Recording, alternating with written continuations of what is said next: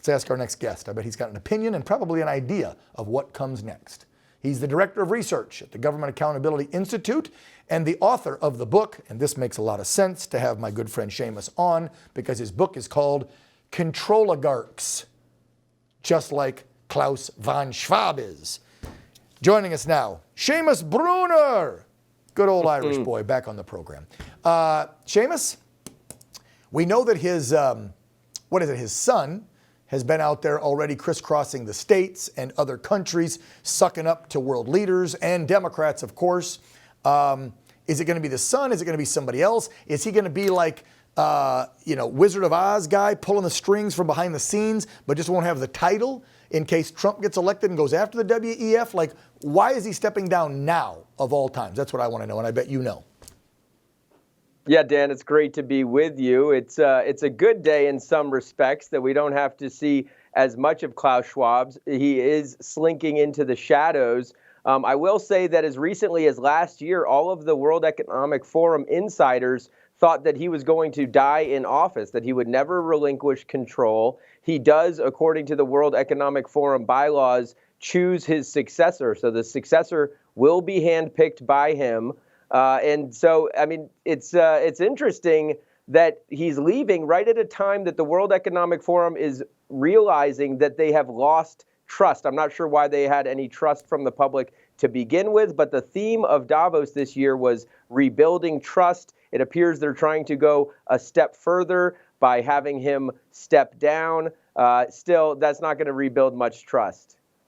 Yeah, so this might be all orchestrated in that the world learned about his and other global elites' plan of the Great Reset during the COVID pandemic, and a lot of us went, to the WEF and the WHO, and so maybe they figure this is like rebranding, right? When a company screws up and they got to rebrand, we pull the dictator and put him in the wings, because what I read is he's still going to stay on like an emeritus leader, right? And then they'll just put up some false figurehead, which, again, he'll be pulling the string. So he's still in charge, but will make all these young idiots who believe in a global takeover that are following the WEF and believing in this, like Justin Trudeau, they'll think, oh, we have new, younger leadership. But Klaus is still calling all the shots. Is that what we're thinking?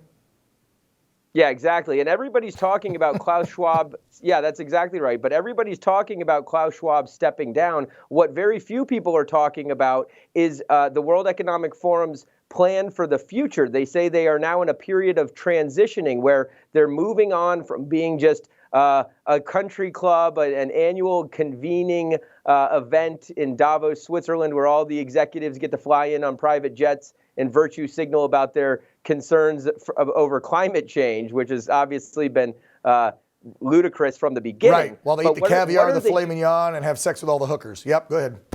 Right. but what are they transitioning to? And this is the key. They want to be the leading global institution for public-private partnerships. And so it's like, what does all that word salad mean? Here's what it means. A public-private partnership is their method to, in Klaus Schwab's word, penetrate the cabinets, penetrate the governments of the countries. And so I'll give you some examples of what the World Economic Forum considers a public-private partnership. That would be the COVID pandemic response with the vaccine passports and the lockdowns and the mandates. Another example is banning gas-powered vehicles. And if the governments can't ban the vehicles, then they'll have the corporations start making electric vehicles, and eventually you just won't be able to buy a gas-powered vehicle.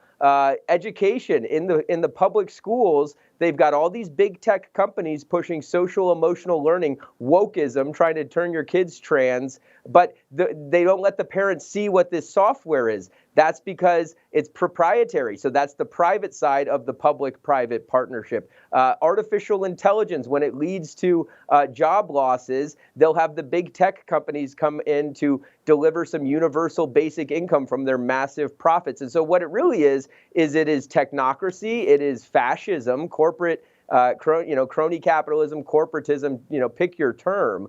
But this is how they get things done. They get the big tech censorship is a form of a public-private partnership. The government can't trample on the First Amendment, but Facebook can. And so that is what they mean by public-private partnerships. It means that the World Economic Forum is just getting started with their tyrannical plans. Yeah, and you heard it in that first soundbite, or the last soundbite there of the montage we put together, where he literally said, we now have our WEF people, to use his word, and we know these sick puppies like to penetrate the cabinets of world leaders.